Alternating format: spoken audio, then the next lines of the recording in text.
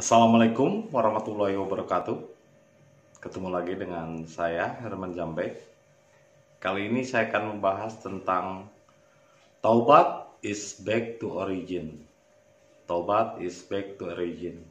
Tapi sebelumnya seperti biasa, yuk mari kita ngopi. Ngobrol perihal iman, ngobrol perihal Islam.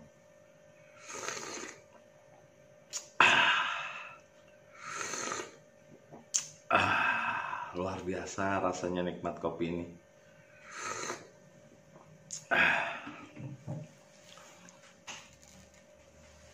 Sambil menikmati udud ya, jadi corona, kopi jeung rokona.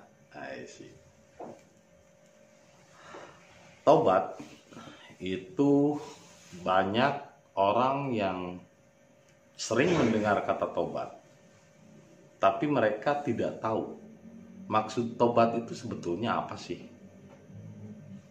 Sehingga dengan ketidakpahaman mereka, karena mereka belum nyampe, belum balik, belum sampai rasa dirinya, karena itu baru katanya, akhirnya menerjemahkannya jadi salah. Tobat akhirnya dianggap sebagai memohon ampunan. Padahal tobat bukan memohon ampunan.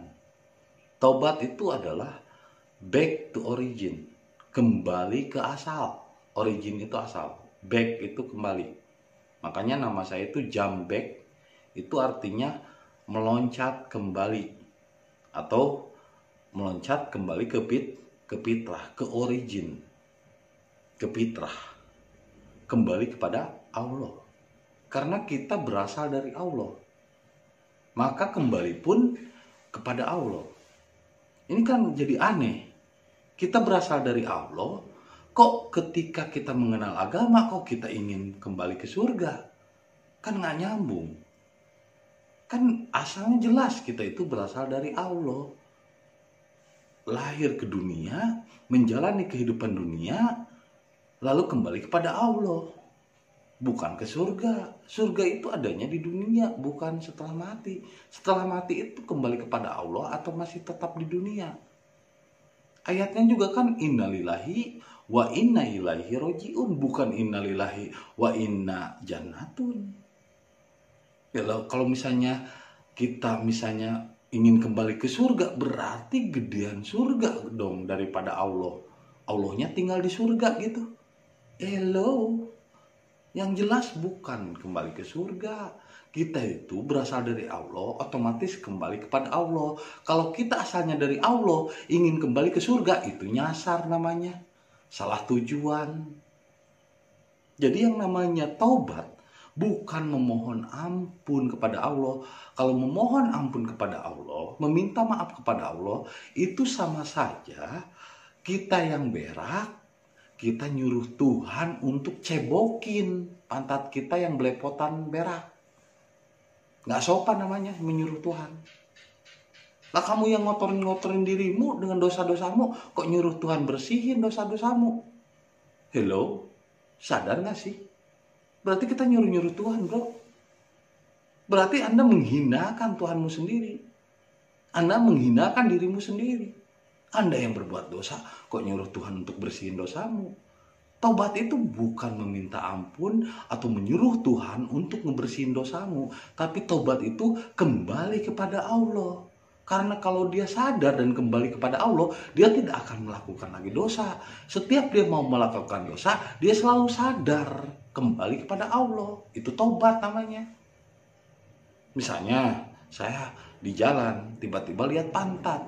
Ketika lihat pantat kan otomatis pikiran woi langsung menjalar nafsu masuk ke tulang ekor dan secara otomatis antenanya berdiri. Itu kan otomatis dari pikiran ke tulang ekor ke antena di bawahnya. Nah, kalau orang itu sadar ketika munculnya nafsu dan dosa-dosa, dia berhenti dan karena dia kembali kepada Allah, sadar. Astagfirullahaladzim. Bukan, ya Allah setelah melakukan dosa, dia lakukan dulu dosa, dia ikutin dosa itu, dia ikutin pikirannya, sampai melakukan dosa, setelah itu ya Allah bersihkan dosaku. Hello, kamu yang ngotorin kok, nyuruh Tuhan bersihin.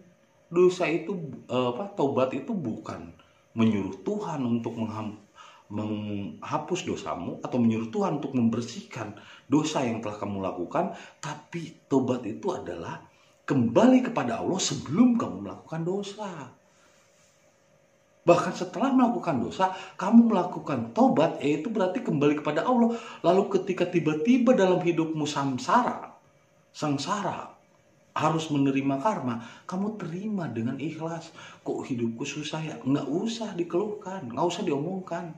Terima aja dengan sabar, tawakal, dan ikhlas.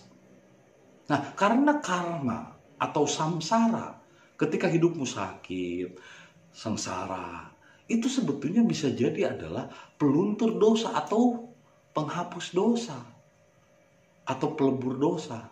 Jadi kalau Anda mendapati kehidupanmu sengsara, susah, ya kamu harusnya terima. Jangan mengeluh. Udah kamu sedang diajal, istilahnya kalau lagi sengsara, ya lagi sengsara, atau bahasa Hindunya samsara, itu sebetulnya Tuhan sedang mengucek-ngucek pakaianmu yang kotor, dibersihin. Kan otomatis sebelum masuk lagi lemari kan pakaian kalau kotor dikucek-kucek dulu, istilahnya kita kotor dengan dosa, berlimang dosa, otomatis dicuci dulu, diputer di perut, kalau bahasa Sunda mah digebuk-gebuk, udah gitu masukin mesin, diputer-puter sampai benar-benar kotorannya hilang. Udah gitu dicuci lagi, dijemur, dipanasin, terus udah beres disetrika. Itu kan berarti kita ngebersihin dosa-dosa. Nah, ketika kita hidup merasakan kesengsaraan seperti itu, terima, nggak usah protes, syukuri. Justru itu adalah cara Tuhan untuk membersihkan dosa. Ini ketika Tuhan memberi hukuman, istilahnya, ya berarti kan dikasih sengsara, ibaratnya kita di penjara. Di penjara misalnya setahun dikasih cobaan seperti itu. Belum juga 1 tahun, baru 1 bulan kita udah gak tahan. Akhirnya nyuruh lagi sama Tuhan, ya Tuhan, ampuni dosaku, bersihkan, tolong berikan aku kekayaan supaya hidup saya lebih enak, nikmat. Ya pengen yang enak-enak mulu, gak mau nerima yang susah-susahnya. Bisa jadi kesusahan itu adalah cara Tuhan menghapuskan dosamu. Jadi tobat itu bukan meminta Tuhan agar mengikuti keinginanmu. Sama seperti doa. Doa itu bukan meminta Tuhan, menyuruh Tuhan agar Tuhan tunduk mengikuti kehendakmu. Bukan. Doa itu menyerahkan yang terbaik bagi Tuhan. Apapun keputusan Tuhan. Karena keputusan Tuhan itu kadang terbalik dengan keinginan. Menurut kita inginnya ini baik, tapi menurut Tuhan buruk. Menurut Tuhan yang terbaik, justru menurut kita buruk. Jadi yang namanya doa juga bukan menyuruh Tuhan untuk mengikuti keinginan kita. Justru keinginan kita yang harus dilepaskan, diserahkan sama Tuhan. Lalu kita menerima keputusan yang terbaik bagi Allah. Meskipun menurut hati kita itu terburuk, kita terima. Itu doa. Jadi doa itu bukan menyuruh Tuhan. Bukan menyuruh Tuhan untuk mengikuti kehendak hati kita, tapi kita menyerahkan keinginan dan kehendak-kehendak kita kepada Tuhan dan menerima yang terbaik yang diputuskan oleh Tuhan untuk kita. Itu namanya doa. Begitupun taubat. Taubat bukan menyuruh Tuhan untuk cebokin pantat kita yang belepotan berak, tai, tapi kita merelakan diri kita untuk kembali kepada Allah. Jadi kalau orang-orang yang sudah berserah diri bukan mencari ridho Allah. Kalau mencari ridho Allah itu sama saja seperti ikan yang mencari air, padahal dia lagi berenang di laut. Kata ikan, mana air, mana air? Ya alhamdulillah kita mencari ridho Allah. Hello, mencari ridho Allah itu sama seperti ikan mencari air. Bego. Lah hidup kita aja udah diridhoi sama Allah. Kita lahir ke dunia ada yang udah diridhoi. Kita bernapas masih bisa melihat, Anda masih bisa menonton saya, udah diridhoi sama Allah. Saya bisa ngomong aja udah diridhoi sama Allah. Lah mau nyari ridho apa lagi? Ya bukan mencari ridho Allah, tapi ridhokah kita diatur menurut ketentuan Allah. Jadi bahasanya bukan mencari ridho Allah, ridhokah Anda untuk mengikuti ketentuan-ketentuannya. Jadi kalau taubat bukan untuk meminta Allah membersihkan dosa yang telah kita lakukan, tapi kita menerima karma atau menerima samsara dalam kehidupan ini dengan sabar, tawakal, dan ikhlas. Dan tobat yang sesungguhnya adalah kembali kepada Allah, kembali kepada asalnya, bukan pengen surga. Back to origin, jump back to origin, kembali. Origin itu asal mula kita dari Allah, ya balik lagi ke Allah. Jadi tobat is jump back to origin. Makanya nama saya itu jump back, artinya kembali ke fitrah. Her itu perempuan, perempuan simbolnya merah. Men itu artinya laki-laki, laki-laki simbolnya putih. Jadi Herman artinya adalah merah putih. Jadi Herman itu adalah merah putih. Herman Jambek, merah, kembali kepada merah putih. Itulah NKRI, harga mati. Jadi kalau nama saya, karena jasad saya di Indonesia, jadi saya selalu menjadi kembali ke fitrah, artinya NKRI harga mati. Pancasila adalah ajas negara yang paling penting. Karena Pancasila itu 5 dasar, yaitu 5 rukun Islam. Syahadat, sholat, zakat, puasa, haji. Syahadatnya, ketuhanan yang Maha Esa, menyatakan Tuhan yang Maha Esa. 2, sholatnya, tanhani pasawan munkar, yaitu agar menjadi manusia yang adil dan beradab. Itu hasil sholat. 3-nya, zakat dilakukan agar tidak ada jenjang sosial antara yang miskin dan yang kaya. Persatuan Indonesia. 4-nya, puasa dilakukan agar munculnya hikmah dan bijaksana. 5-nya, haji agar terjadinya keadilan sosial bagi seluruh rakyat Indonesia. Jadi Pancasila itu adalah 5 rukun Islam.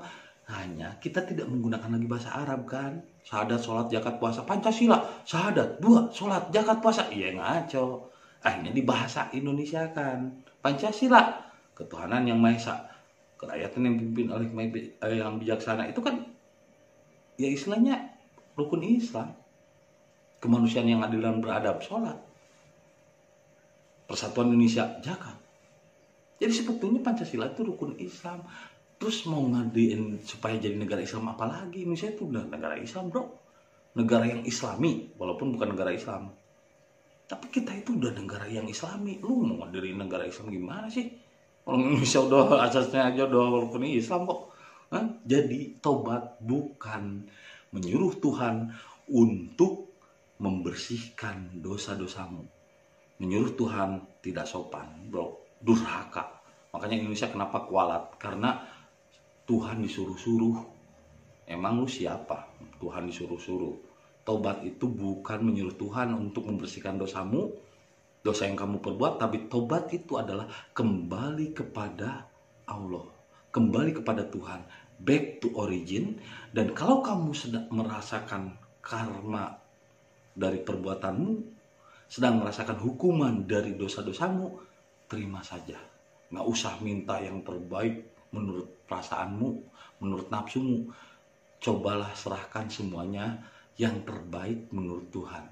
Jangan menurut prasangka, keinginan, dan kehendak hatimu atau nafsumu. Serahkan semuanya kepada Tuhan. Jadilah orang yang Islam kepada Allah atau berserah diri kepada Allah. Jadi perlu lagi diingatkan, taubat bukan menyuruh Tuhan untuk mensucikan dosa yang telah kamu perbuat, tapi taubat adalah kembali kepada Allah. Taubat is back to origin. Itu saja yang bisa saya sampaikan malam ini. Semoga bermanfaat dan menjadi inspirasi juga hidayah bagi kita semua. Dan jangan lupa kopi ketika otak perlu inspirasi.